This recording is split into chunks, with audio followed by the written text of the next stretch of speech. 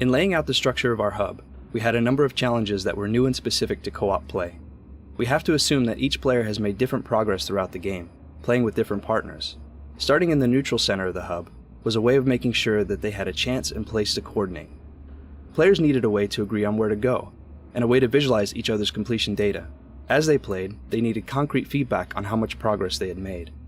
In seeking solutions, we felt it was important to keep the player in the game space, rather than resorting to menus and UI that would take them out of the game. Therefore, players can clearly see their status over the doors, and they navigate by walking to the course in the 3D space. GLaDOS is there to connect the experience to the single-player game, while also holding the player's hands a bit to keep the co-op goals and feedback clear.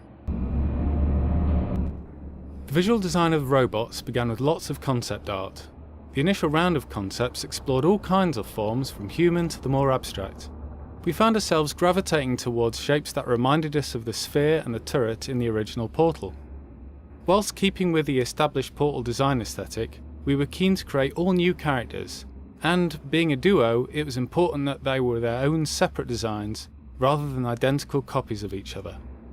Unlike, for instance, Team Fortress 2, where a clean silhouette is essential for communicating the nature of a character, we had an opportunity here to play with designs that were a bit messy, with things sticking out of them so they looked half manufactured, half improvised. Once we had agreed on rough designs in 2D, we began to build the shapes in 3D, and this is where the next level of improvisation and experimentation occurred.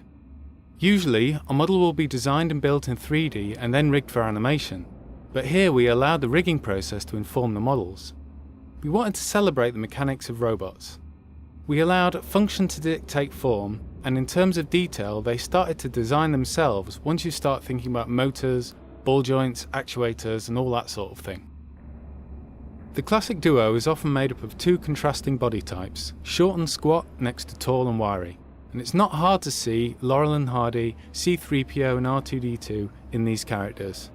Even though we had the freedom to make our silhouettes a bit untidy, it was still important that they remain readable as anthropomorphic bipeds. We wanted players to feel free to make mischief for their partners, in a typically human way, but without creating any kind of gore. The robots were perfect for this. Our initial goal in designing the hub was to provide players with a lot of choices, so that they could sample a variety of game types. The idea was that if they got stuck or needed a break, they could pick another test chamber or another mechanic to explore. In reality, this prevented us from doing sufficient training and limited the overall scope of the puzzles. With such a flat structure, it was much harder to layer old mechanics onto new ones, because we couldn't guarantee that players understood what they needed to know to solve a puzzle. By going linear, we could guarantee prior knowledge and provide a much better experience, more satisfying pacing, and a story that gathered momentum over a long period of time. In our original robot designs and the first animation tests, we started with the premise that, being robots, their movement should have limited personality and be a bit more mechanical. The feedback of our game testers and the reaction of our fans to the trailers convinced us that a more whimsical approach to the animation would lead to a better experience. So we moved away from a sterile approach and found a whole new range of possibilities as we began to explore their personalities and gestures. Since the co-op characters can die at any time, we needed a way to rebuild them quickly and often. Therefore, in co-op, we replaced the elevators that connected test chambers in single-player with disassembly machines. These are meant to reinforce the idea that since the robots are disposable, being destroyed is no big deal. In the robot world, it happens all the time.